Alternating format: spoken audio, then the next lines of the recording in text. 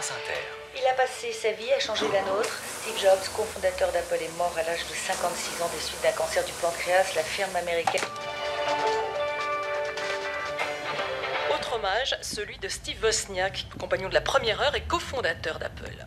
Il y a comme un vide qui ne sera jamais rempli, comme quand Lennon est mort, ou JFK, ou même Martin Luther King. C'est comme un grand trou laissé en vous. L'hommage est unanime ce matin après l'annonce de la mort à 56 ans de Steve Jobs des suites. C'est sur le site internet de la Maison Blanche que Barack Obama a eu ses premiers mots pour... Es ist ein trauriger Tag für die Menschen von Palo Alto. США на 57-м году жизни скончался Стив Джобс. 前 CEO 最高経営責任者スティーブ・ジョブズさんが5日死去しました。 Pour moi, Steve Jobs était un prophète. Le mec le plus cool du 21e siècle. Un genre de John Lennon 2.0. Mais pour ma copine, c'était le symbole du capitalisme, de la société de consommation. Big Brother en chair et en os. Vous allez me dire, et alors? On peut avoir deux conceptions différentes de la pomme et vivre ensemble en s'aimant très fort et en faisant beaucoup d'enfants. Moi aussi, je croyais. Ben en fait, non.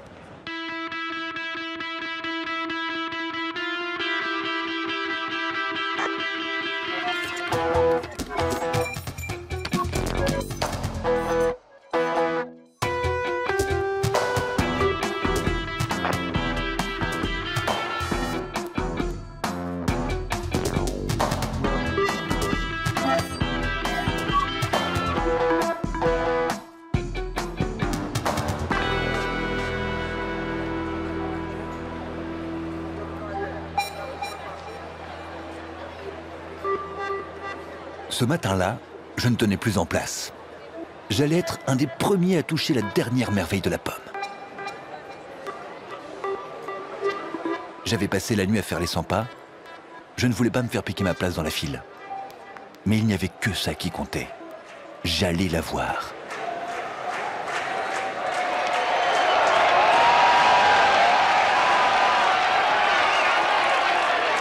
Et puis, les portes du paradis se sont ouvertes. Et là, l'extase, le grand frisson. À un léger détail près, parce que ce jour-là, il se trouve que c'était aussi l'anniversaire de ma copine. Et évidemment, je l'avais oublié. Le genre de bourde qui ne pardonne pas.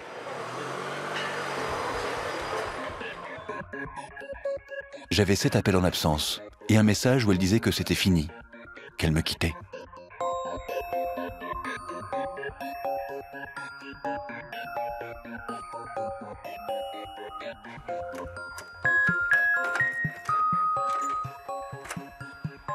Un message qui disait en gros que j'étais plus amoureux de la pomme que d'elle, que je dilapidais toutes mes thunes sur iTunes, en appli, en jeu, en film, en musique, et que je n'avais même plus de quoi changer de chaussettes.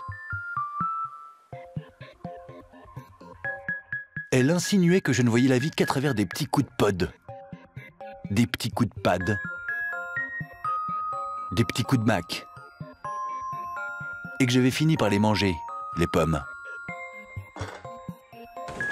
Pas mal de pommes, c'est vrai. Elle disait que j'étais accro.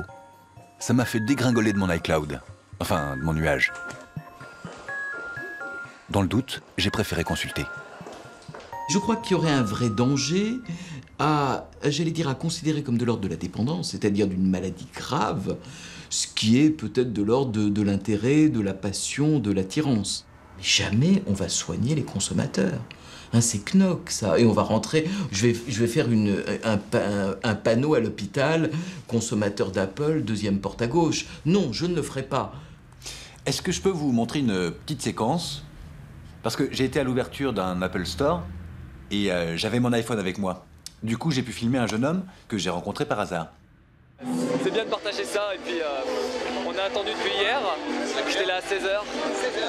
Et bah voilà quoi. On sait pourquoi on a attendu. Franchement, c'est un moment vraiment intense, c'est exceptionnel. Honnêtement, c'est exceptionnel. C'est pas des gens qui vont nous prendre de haut, c'est des gens qui comprennent, qui nous comprennent, avec qui on va pouvoir parler comme si voilà, ils étaient effectivement proches de nous. On peut partager des choses, notre passion, tout cet univers, voilà. Et juste le petit truc qui était marrant, c'est qu'on était quelqu'un qui n'était pas forcément fan d'Apple. Et là, je viens de le croiser, il avait les larmes aux yeux. C'est pour vous dire, voilà, ce qui se passe ici, il y a de l'électricité dans l'air, c'est vraiment, c'est génial, c'est super. Voilà. Je pense que là, on est plus dans l'ordre de, j'allais dire, de la recherche identitaire. Ce que j'ai entendu, moi, de ce jeune homme, c'est au fond, on me comprend, on m'écoute. Il y en a des comme moi. Je suis pas tout seul. C'est un des grands, j'allais dire, un des grands drames contemporains que vivent tous ceux qui sont un peu anxieux. C'est l'impression d'être tout seul avec leur état d'âme. Là, qu'est-ce qu'on vous donne? On vous donne l'idée qu'avec un ordinateur, vous devenez quelqu'un d'exceptionnel, hein, quelqu'un d'extraordinaire. Et en plus, vous trouvez immédiatement plein de copains qui partagent le même intérêt que vous. Donc voilà, il y a une sorte d'autothérapie ou de thérapie sauvage du mal de vivre qui se réalise de manière collective. Et voilà, je ne suis pas un camé. Ma famille, c'est la pomme. Mieux vaut avoir une famille que pas du tout. Surtout quand on vient de se faire larguer. Par contre, comment la pomme a réussi à devenir ma famille, c'est ça qu'il faut que je comprenne. Que je la dépiote, la pomme, jusqu'au pépin. J'ai pris le premier avion pour la Californie. La Mecque de la cool attitude. Direction San Francisco, le jardin d'Éden de la pomme. Là où tout a commencé, dans les années 70.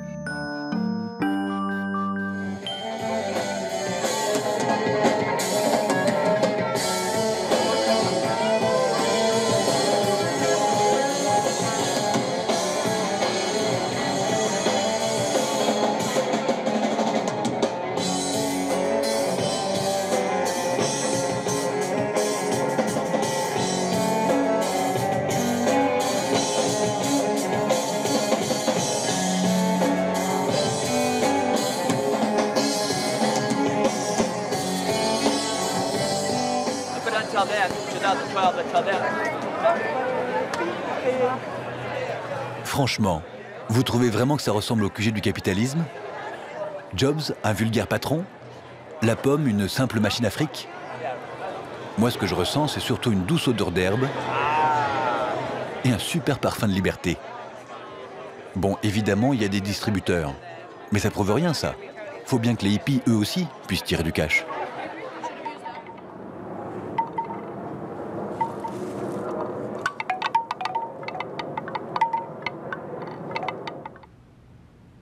Là, par contre, ça m'étonne. J'imaginais que le premier salarié historique de la pomme en aurait accumulé, lui, du cash, vu les dernières cotations en bourse. Je vous en prie, asseyez-vous. Je crois. Mais bon, c'est sans doute qu'il aura su rester simple. Vous savez quoi, je préfère m'asseoir ici. J'ai rencontré Steve Jobs à l'université de Reed. Steve et moi partagions le même intérêt pour la littérature et la spiritualité orientale. Le bouddhisme? Oui, le bouddhisme, le zen, le Vedanta. En quelle année? En 1974, nous sommes partis pour le pèlerinage de Kumbh Mela en Inde, le plus grand rassemblement religieux du monde. Quand avez-vous rejoint l'entreprise? Un jour, il me dit « Nous sommes en train de fabriquer des cartes pour les ordinateurs. C'est intéressant. » Il ne s'est pas répandu sur le sujet, d'autant que je n'y connaissais rien en informatique. Pendant l'été 1976, comme je n'avais rien d'autre à faire, je me suis dit « Je vais leur prêter main forte. » À ce moment-là, où était l'entreprise? À ce moment-là, ils se sont installés dans le garage. Quel garage? Le garage de Steve Jobs. Enfin, celui de la maison de ses parents. Auparavant, ils bidouillaient dans la chambre d'amis. Mais c'était une chambre minuscule. Alors, ils se sont installés au garage et le père de Steve les a aidés à installer les plans de travail. Steve avait des parents formidables. Ils l'ont énormément soutenu. Vous n'étiez que 3 à ce moment-là? Même pas. Juste Steve Jobs et moi, parce que Steve Wozniak travaillait à plein temps chez Hewlett-Packard.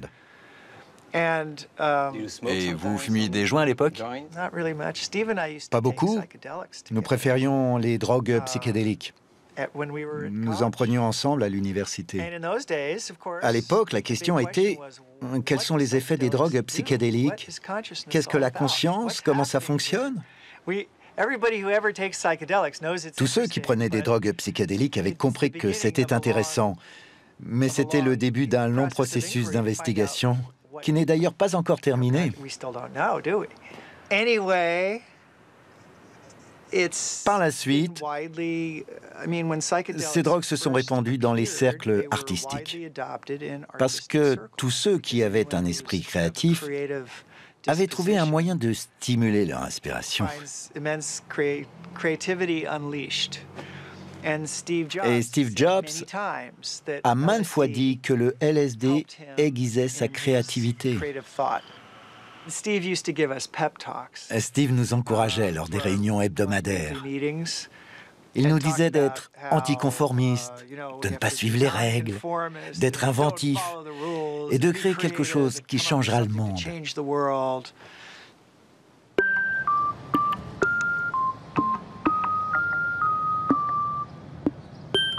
Changer le monde. Ça me touche, ces jeunes qui rêvaient d'un autre système. Un système meilleur, différent.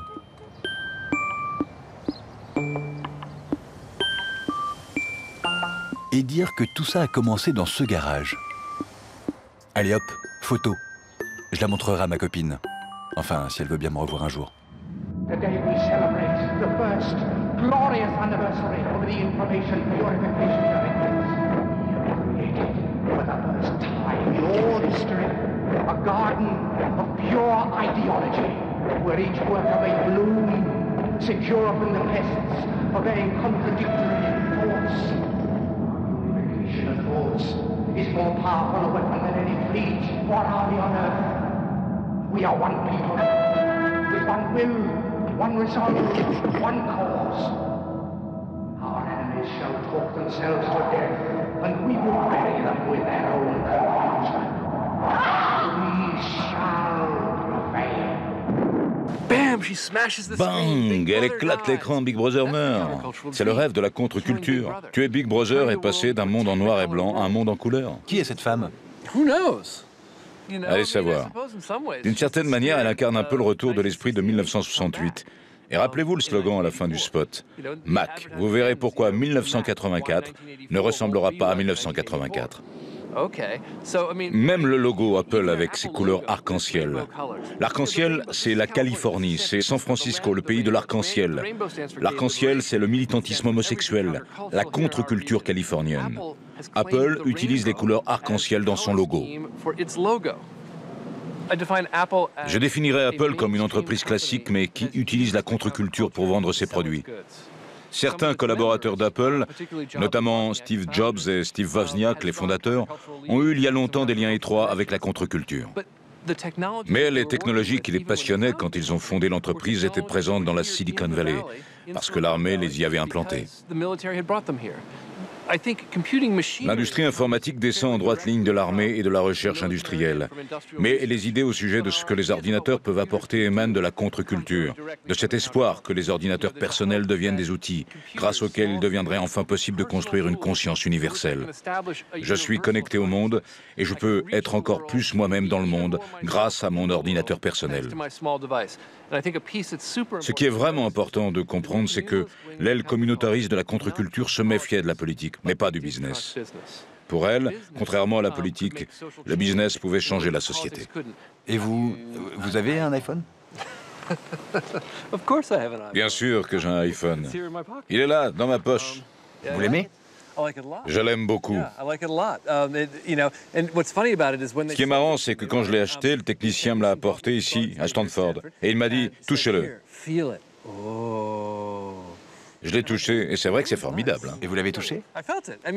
Je l'ai touché, c'est un objet superbe. Pour téléphoner, il y a mieux, mais c'est très pratique pour naviguer sur Internet. Quand je sens mon iPhone dans ma poche, j'ai l'impression d'appartenir au futur.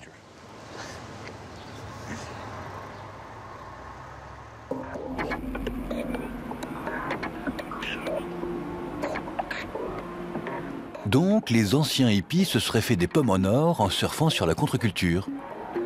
Mais attention, moi je n'ai jamais dit que le business était totalement étranger à l'affaire. Ils n'allaient tout de même pas distribuer leurs produits gratuitement. De toute façon, une entreprise qui récupère la contre-culture, c'est quand même plus révolutionnaire qu'une entreprise qui la combat. Non ? Tu te souviens de ce que c'est la contre-culture? C'est une réaction qui a émergé contre l'idée qu'on se faisait du fonctionnement de la culture. Beaucoup de recherches ont été menées sur les années 1950 et 1960.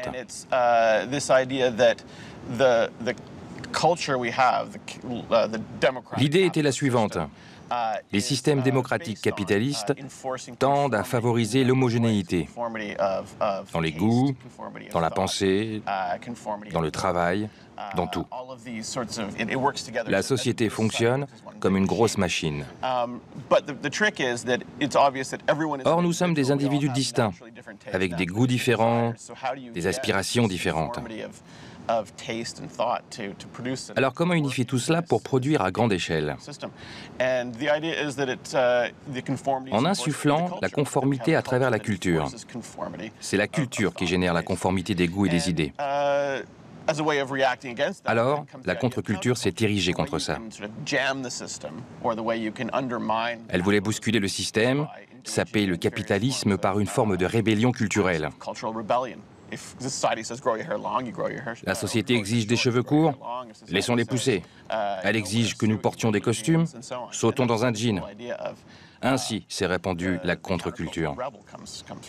Le capitalisme ne demande pas du tout une consommation homogène. Donc se rebeller contre le capitalisme, en essayant d'acheter quelque chose de différent ou en adoptant un look différent, n'a jamais mis le système en péril. Au contraire, ça le fait tourner. C'est ce à quoi la rébellion de la contre-culture aboutit. Elle a généré une multitude de modes de vie. Elle a donc multiplié les opportunités de vendre des produits aux gens en fonction de leur mode de vie. La raison pour laquelle les gens achètent tant, cherchent à gagner toujours plus d'argent, sans pour autant être satisfaits, c'est qu'ils cherchent au fond à asseoir leur position. Ils veulent acquérir quelque chose de mieux que ce qu'a le voisin. Si l'on admet que le consumérisme est une concurrence entre consommateurs, alors on mesure à quel point la contre-culture et sa quête du cool ont pu doper le consumérisme. Qu'est-ce qui est cool et comment ça fonctionne la cool attitude? On est cool quand on n'est pas comme les autres. On porte des vêtements très différents, on n'écoute pas du tout la même musique, on n'est pas coiffé pareil.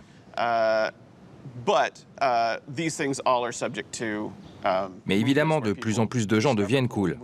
Du coup, plus personne n'est cool. Alors il faut trouver une autre idée. Mais la cool attitude a toujours été une forme de compétition sociale. Rien n'a changé. Les gens ont toujours été soucieux de leur statut social. Si vous lisez les romans du 19e siècle, les gens sont obsédés par leur statut, leur classe sociale. Mais le cool et la contre-culture ont remplacé la hiérarchie traditionnelle. Dans les sociétés urbaines, qui est cool et qui ne l'est pas est tout ce qui importe. Pourquoi? C'est encore une question de statut. Comme toujours, le curseur a bougé, mais le problème reste le même.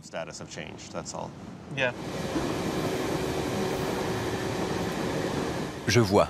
Être cool, c'est être différent. Tiens, ça me rappelle quelque chose, ça. Here's to the crazy ones. The misfits. The rebels. The troublemakers. The round pegs in the square holes. The ones who see things differently. They're not fond of rules, and they have no respect for the status quo.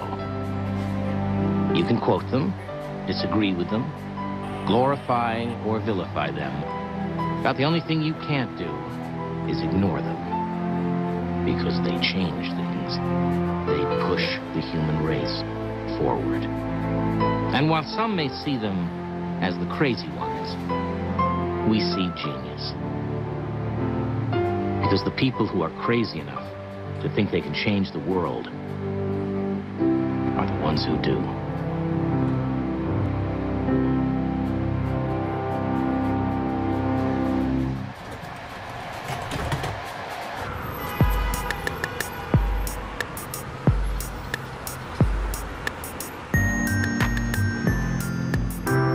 Ça explique aussi pourquoi la pomme a toujours dragué les artistes, les créatifs.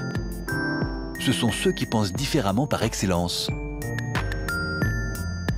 Pablo Picasso n'était plus dispo pour en discuter, du coup, je suis allé rendre visite à Ben Lowy, le photographe qui monte dans le photojournalisme.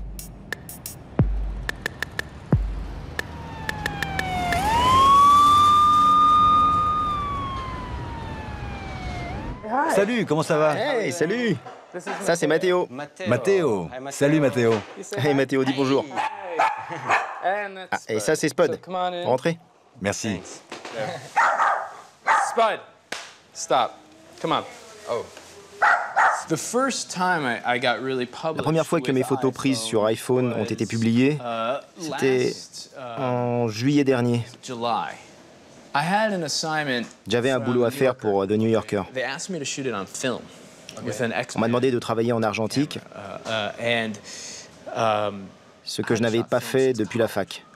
Je suis un photographe de l'ère numérique. J'étais terrifié. Et si je cafouille, il n'y a aucun moyen de vérifier. Alors j'ai commencé à prendre des photos avec l'iPhone au cas où. Je les ai imprimées et je les ai apportées au magazine. Je ne leur ai pas dit que je les avais prises avec mon iPhone. Ils ont adoré. C'est là que je leur ai dit, pour info, c'est pris avec mon iPhone. Voici l'une de mes images de Libye, prise avec mon iPhone. On ne voit pas la différence. Pour en arriver là, il y a eu tout un processus. Vous retravaillez vos images sur votre ordinateur? Non. En fait, la seule fois où ces photos approchent mon ordinateur, c'est quand je les imprime. Je ne les ouvre même pas.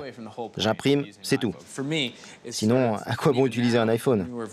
Et maintenant, avec la dernière version de l'iPhone, c'est encore plus facile. C'est ce que j'ai fait en Libye. J'ai pris des photos et je les ai envoyées directement sur Tumblr, Twitter et Facebook avec une légende. Certains s'y sont intéressés et au bout de quelques jours, à peu près 1500 personnes me demandaient des nouvelles, voulaient des informations. C'est un tout nouveau paradigme pour le journalisme à bien des égards.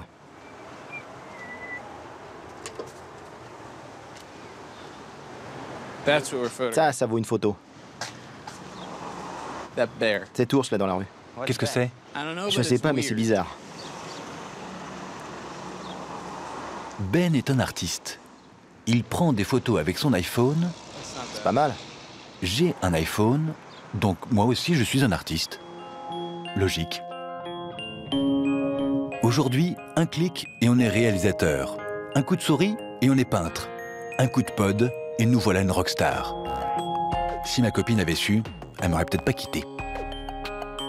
J'avais justement entendu parler de soirées à Francfort où tout le monde pouvait devenir DJ.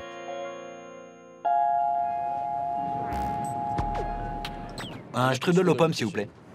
Ah, voilà. Il y a justement l'adresse dans le journal.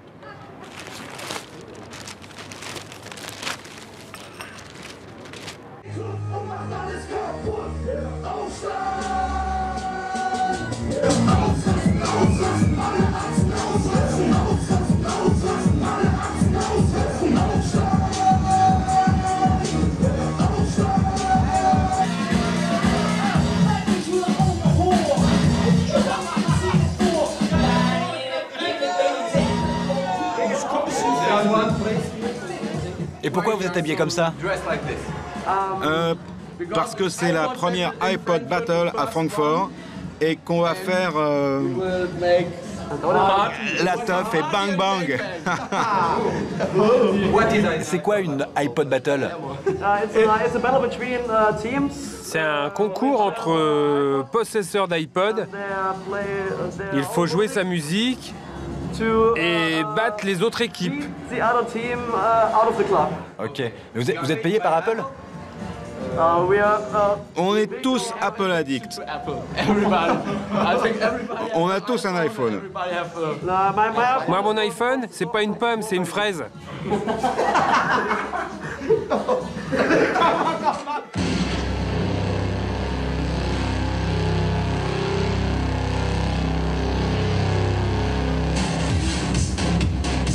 C'est ça, la pomme l'a compris avant tout le monde. Fini les pompiers, les infirmières, les vétérinaires et les cosmonautes. Tout le monde, et moi le premier bien sûr, on rêve d'être DJ, musicien, graphiste ou réalisateur. Bref, des créatifs, des types cool quoi. Je ne leur ressemble pas à ces jeunes, et pourtant j'ai le sentiment qu'on est tous pareils. Moi aussi je veux monter sur scène, avoir mon quart d'heure de gloire, comme dirait l'autre. Et puis tant pis si on n'est pas des vrais artistes. Au moins, on a le sentiment d'en être. Allez, je retourne danser.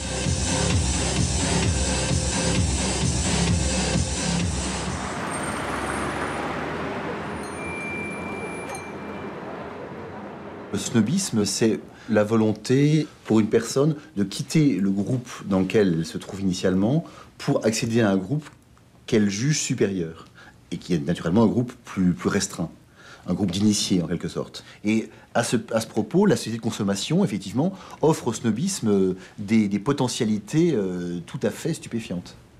Il y a toujours eu des gens pour fournir aux snobs le moyen d'être snob, en fait. C'est ça, pour satisfaire son désir.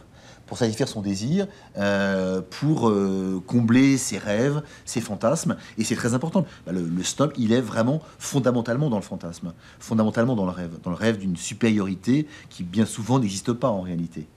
Et le petit malin, là-dedans, c'est celui qui va lui donner les moyens de le satisfaire. Ça me fait penser à une petite anecdote, si vous voulez. Ian Fleming, l'auteur de James Bond, quand il a terminé son premier bouquin, donc Casino Royale, le premier truc qu'il a fait, c'est d'acheter une machine à écrire plaquée or. Je pense qu'il y a beaucoup d'acheteurs d'Apple qui font un peu ça, si vous voulez. Dès qu'ils ont un petit peu d'argent, effectivement, ils vont s'acheter un ordinateur qui va plaquer or, mais qui est labellisé Apple, comme d'autres vont effectivement acheter un sac Hermès ou un foulard de la même marque ou une voiture ou je ne sais quoi. Je peux le voir?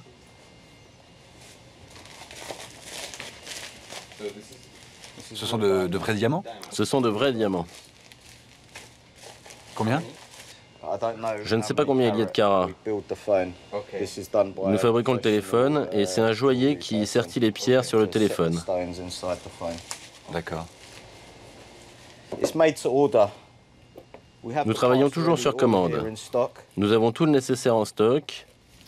Par exemple de l'or. C'est vraiment de l'or? C'est de l'or. Oui, c'est plaqué or. Celle-ci est en platine. On peut aussi faire de l'or incrusté de diamants. Tout dépend de ce que veut le client. Nous faisons ce qu'il demande.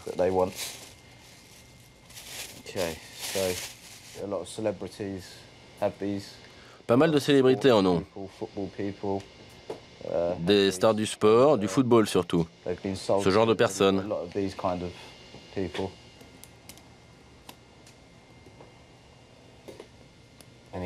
Et vous avez de plus en plus de clients? Vous customisez de plus en plus de produits? Le business est florissant. Et ils sont très demandés au Royaume-Uni. Vous travaillez surtout sur les iPhones et les iPads? En ce moment, oui, iPad et iPhone. Et la Macintosh? Nous avons fait un portable plaqué or pour un client, un MacBook Air. Nous l'avons complètement déshabillé, plaqué or et remonté. Le client avait un portable en or. Un portable en or.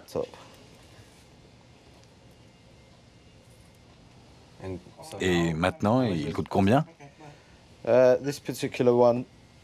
Celui-ci avec les diamants doit coûter autour de 15 000 livres.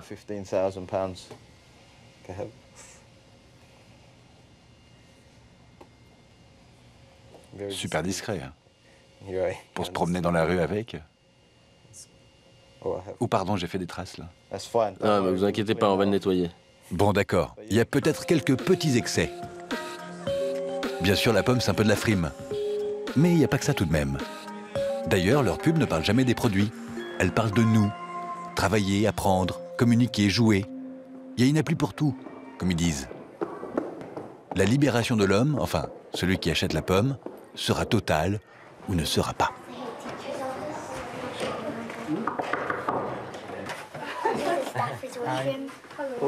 Bonjour. Bonjour. On est en train de faire une leçon de français. Ah, c'est pas vrai.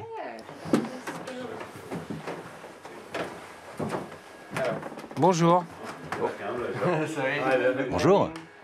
Ici, c'est le département de mathématiques. Dans cette classe, on fait des probabilités avec des cartes. Oh, ok. Ok.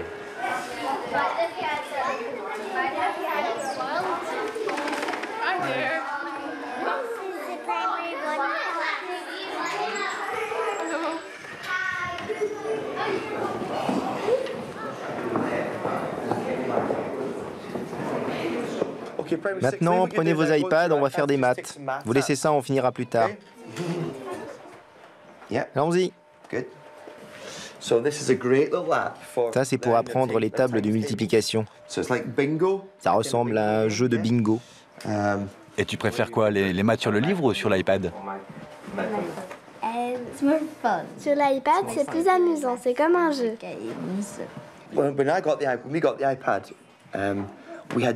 Quand nous avons eu les iPads, nous pensions plutôt les utiliser pour finaliser les tâches. D'abord le livre, ensuite l'iPad. Nous le considérions plutôt comme quelque chose de ludique.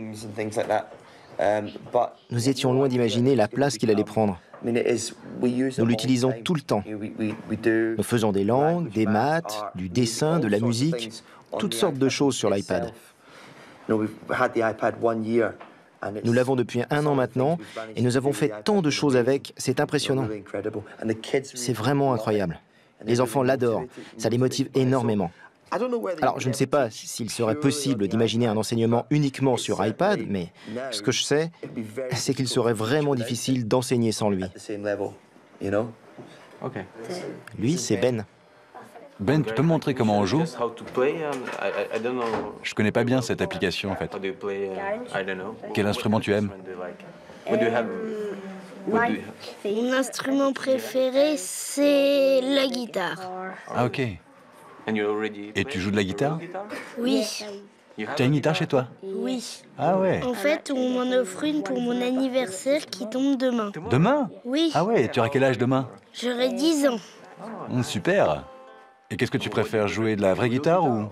La vraie guitare. La vraie guitare? Oui. Je trouve ça plus sympa. Et tu peux essayer de nous jouer un petit morceau de guitare? C'est pas facile.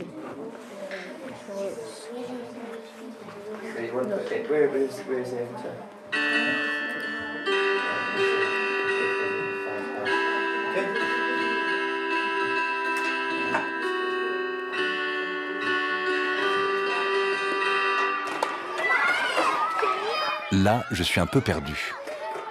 Est-ce un élevage de futurs consommateurs? Ou ces gamins vont-ils savoir faire la part des choses? Je n'en sais rien. Est-ce qu'ils vont grandir comme nous?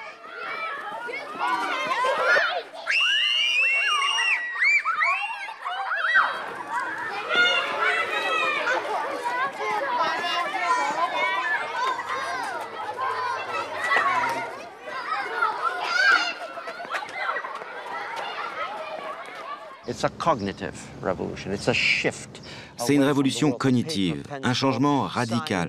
Fini le papier, les crayons, les sciences mécaniques. Nous évoluons désormais dans le cyberespace où le virtuel est devenu plus réel que le réel. Et comme l'avait souligné le philosophe français Jean Baudrillard, l'hyper-réalité a pris le pas sur la réalité. Et quand on prononce iPod, iMac, on dit moi. On devient la machine. Oui, vous fusionnez avec votre machine. Vous êtes intégré dans sa symbolique. L'être humain a toujours été friand de symboles. Nous avons coutume de nous référer à des choses que nous identifions comme faisant partie de nous, de notre identité. Le drapeau, etc. Ces machines font désormais partie de notre identité, avec un I comme identité. Mais alors, comment une marque peut-elle s'approprier des valeurs morales? Elles ont repris le flambeau du symbolisme. Quand on vit dans une société laïque, on a besoin de croire en quelque chose, on a besoin de symboles pour nous guider. En fait, le marketing a envahi les esprits au point de devenir inconscient. On ne le remarque plus. D'ailleurs, nous, les êtres humains, nous considérons peut-être aussi comme un genre de marque. Pas une entité spirituelle, mais aussi quelque chose que l'on peut vendre littéralement via des sites web, des réseaux sociaux, des iPods, tout ce que vous voulez. C'est vraiment une révolution. L'un des professeurs de cette université est même devenu célèbre pour ça. Je veux parler de feu Marshall McLuhan. Il a prédit que la révolution cognitive allait s'opérer grâce aux changements technologiques qui viendraient prolonger notre enveloppe corporelle. C'est fait. Mon téléphone est une excroissance de moi-même. Je n'avais pas vu les choses sous cet angle. C'est vrai qu'à bien y réfléchir, je commence à la trouver un peu collante, la pomme. Est-ce qu'elle aurait fini par s'immiscer en moi, un scanner s'impose. Donc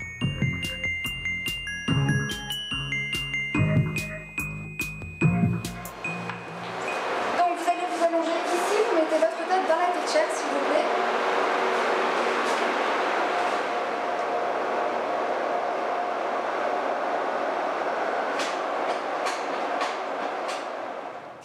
plaît. J'ai apporté un scan de mon cerveau. Qu'est-ce qui se passe dans ma tête quand je vois un iPhone? Je pense que vous avez une relation privilégiée avec votre iPhone. Nous avons mené une récente étude.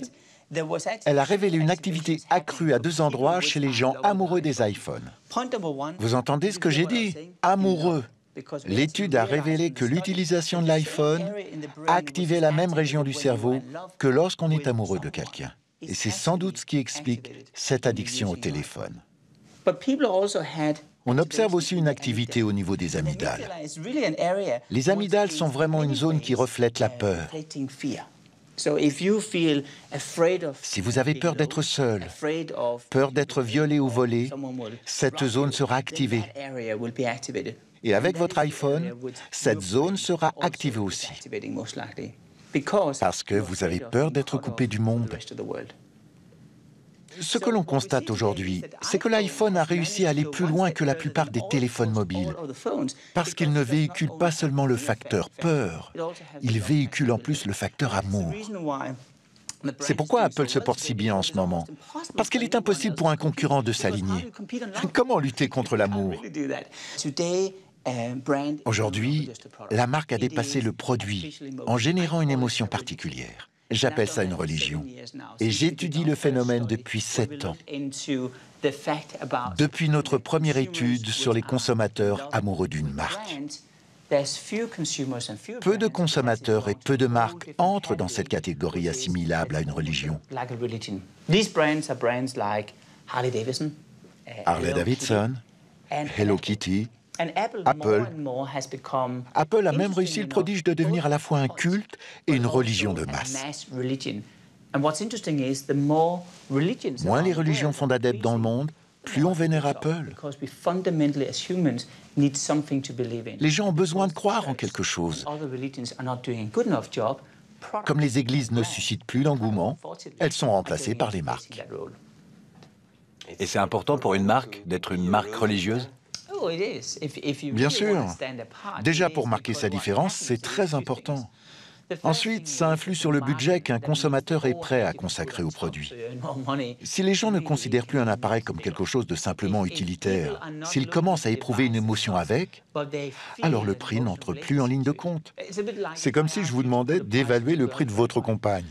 Si je vous dis « elle coûte combien ?», vous allez me répondre « mais Martine, comment osez-vous me poser une question pareille ?» Bon, alors je tente le coup avec votre iPhone. Je veux acheter votre iPhone tel qu'il est, avec vos données, toutes vos applications, tous vos contacts. Combien ? Je préfère vous donner ma copine.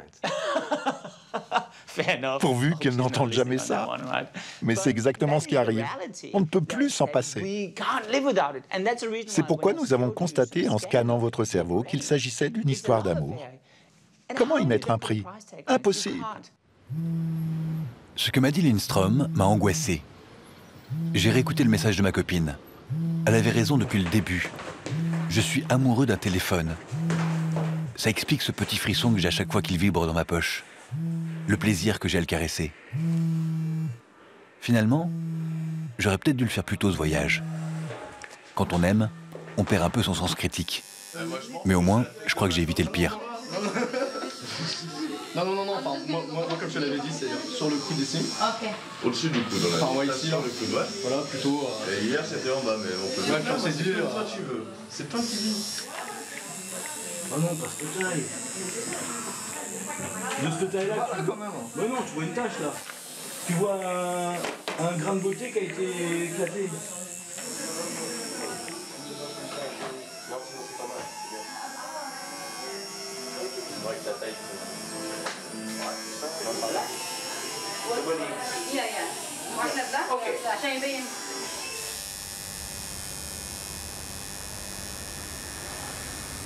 que le tatouage, c'est une sorte d'affirmation, ouais, je suis dans le clan Apple, quoi. Ça va? Ouais, ça va. Pour moi, c'est pas une marque, quoi. Ça va au-delà, c'est un esprit, c'est une communauté, c'est une façon de penser aussi. C'est le think different d'Apple qui s'exprime. Ouais, ça va, ça roule. Un petit peu, mais ça va, c'est cool.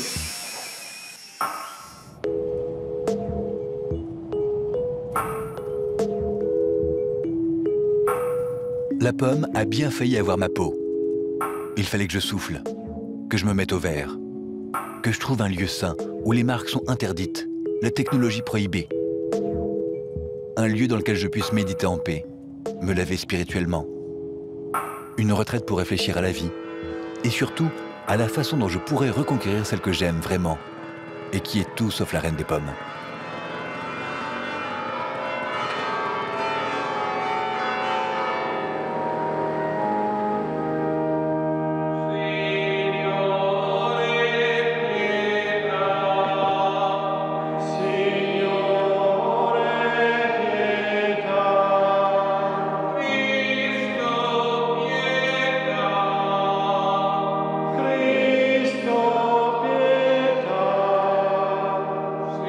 Les yeux tournés vers le ciel, les bras tendus vers le Seigneur, j'étais sur le point de me joindre au cœur. Invochiamo il tuo nome, Signore, su questi doni che ti presentiamo, consacrali con la tua potenza e trasforma tutti noi in sacrificio perenne a te gradito. Per Cristo. Quand stupeur et damnation.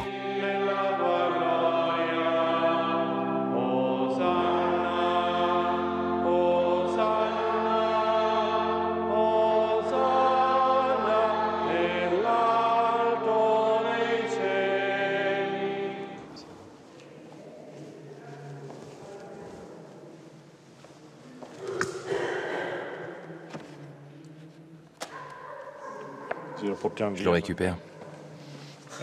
Il est précieux. Et ça fait longtemps que vous avez l'iPad?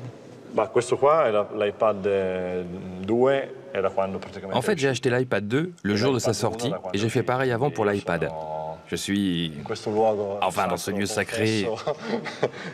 Je peux le confesser, je suis un fidèle d'Apple et de sa technologie. Et qu'est-ce que vous pensez de la comparaison qu'on fait entre Apple et des religions?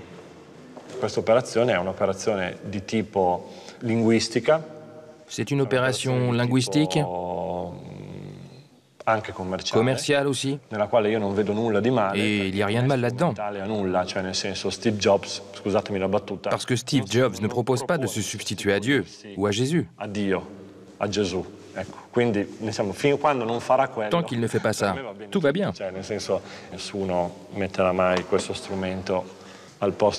Personne ne mettra jamais cet instrument, l'iPad, à la place du tabernacle. Tout le monde comprend que ça reste un simple outil. Très bien fait, mais juste un outil. La seule chose qui doit nous préoccuper est de ne pas se faire voler la liberté par le marché. Don Padrini? Si. Il y a votre iPhone qui vient de sonner. Ah, si.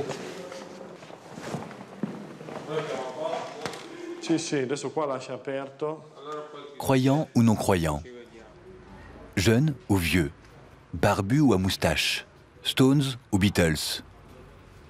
Nous voici donc tous égaux face à l'envie de croquer la pomme. Ma musique, mes infos, mon boulot, toute ma vie dans une pomme. Elle serait devenue mon unique accès au monde? J'ai la tête en compote.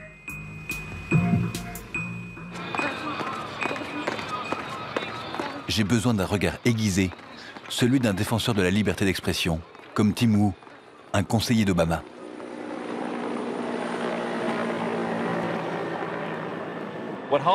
Ce qu'Hollywood a fait dans le cinéma, Apple l'a fait dans l'informatique en rendant ses machines faciles d'accès. Vous savez, les gens ont beau prétendre le contraire, en fait, c'est ça qu'ils veulent. Si vous les écoutez, ils disent tous « Je veux de la liberté, je veux être libre, avoir le choix de faire ce que j'ai envie de faire, je veux être moi-même. » Mais face à un bel iPhone ou à un bel iPad, ils craquent tout de suite. De même, ils vont affirmer « Je veux voir des films indépendants, des films d'art et d'essai », mais au bout du compte, les films hollywoodiens remplissent bien mieux les salles. C'est comme ça. Apple a de très bonnes relations avec Hollywood. Steve Jobs l'a même formulé.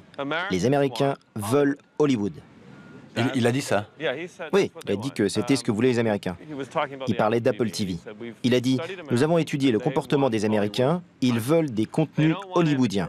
Ils ne veulent pas de boulot d'amateur, ils n'aiment pas YouTube, ils n'aiment pas le désordre d'Internet. Ils veulent qu'un tri s'opère et qu'on ne leur propose que ce qui leur convient. En d'autres termes, une recentralisation de la culture. En fait, le concept de liberté est toujours en balance avec la place donnée à la facilité et au confort. Tout le paradoxe est là. Un paradoxe inhérent à la nature humaine. C'est comme le paradoxe du dictateur. Quelle est la meilleure forme de gouvernement? Aujourd'hui, on dit souvent que c'est la démocratie, mais regardez le chaos qui nous entoure. C'est le résultat d'un système trop souple. D'après Platon, la meilleure forme de gouvernement serait une dictature, mais avec un dictateur bien intentionné. Steve Jobs a compris ça. Le secret de l'efficacité, c'est un dictateur éclairé. Mais je trouve qu'il est important de savoir ce que cela veut dire d'être libre et de prendre conscience des entraves éventuelles, même si elles sont discrètes. Quand vous êtes en prison, vous êtes privé de liberté, c'est clair. Mais il existe des formes plus subtiles de coercition. La prise de contrôle sur l'univers culturel, la technologie envahissante. De tout cela, il faut être bien conscient.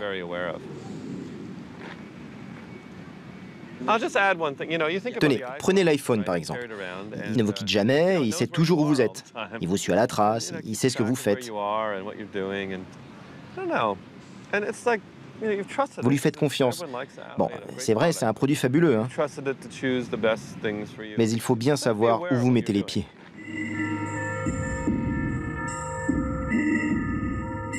Savoir où on met les pieds.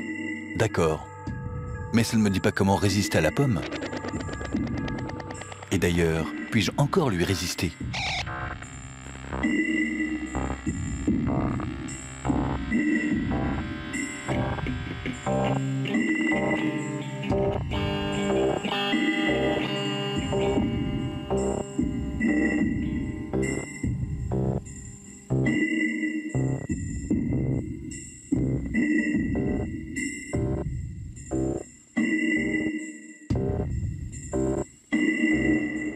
Et il n'y avait pas d'autre moyen de protester contre Apple et contre tous ces appareils?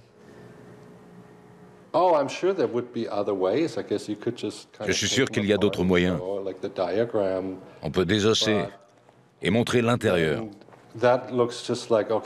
Mais ça pourrait ressembler à de l'espionnage industriel.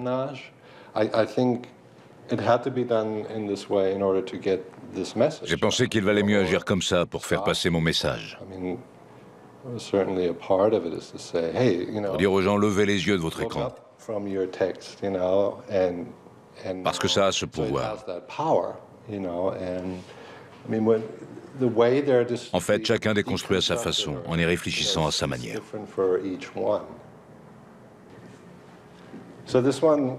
Ça, c'était un iPad. Nous l'avons eu le samedi quand il est sorti, et nous l'avons apporté au studio le lundi. Tout de suite, j'ai su que j'avais envie de le brûler. Et qu'est-ce que ça veut dire de brûler un iPad? Je n'ai pas les réponses. Mon but serait plutôt de soulever des questions. Carboniser mon jouet? Franchement, ça me coûterait. En même temps, ça pourrait montrer à ma copine que je m'en suis sorti et que je suis prêt pour un nouveau départ. La pomme a rejoint la cohorte des objets du quotidien, tout simplement. Aujourd'hui, je me sens capable d'être moi-même, de penser par moi-même, de vivre libre. Et surtout, je suis capable d'aimer une femme plutôt qu'une pomme. Même si c'est une belle pomme. Alors maintenant, ça va. Ma copine est revenue, mais je fais gaffe. Je fais un régime.